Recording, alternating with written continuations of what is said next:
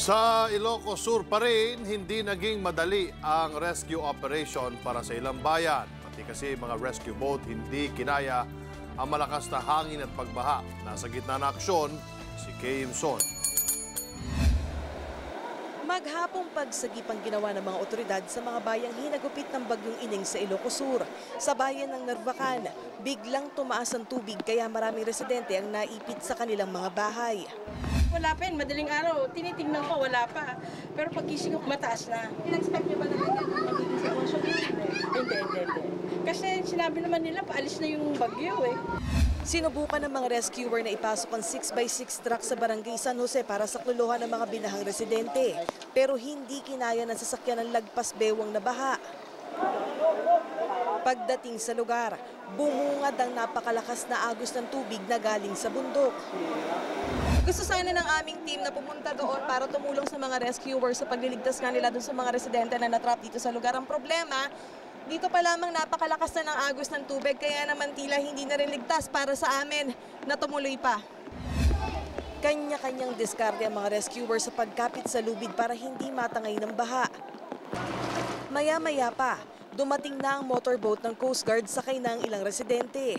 Magsasakay pa sana ito ng ilang tao pero ito na ang sumunod na eksena.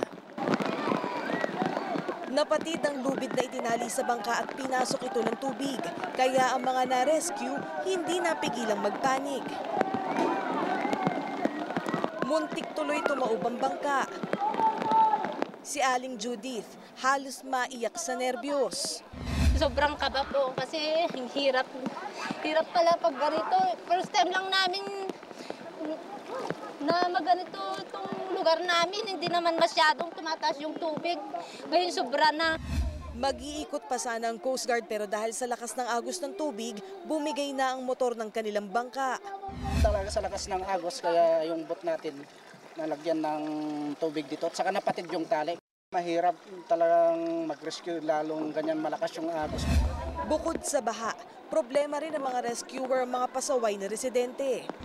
Yung mga second story yung mga bahay nila, hindi na sila bumaba at alam nila mababa na daw yung tubig kaya hindi sila lumilikas.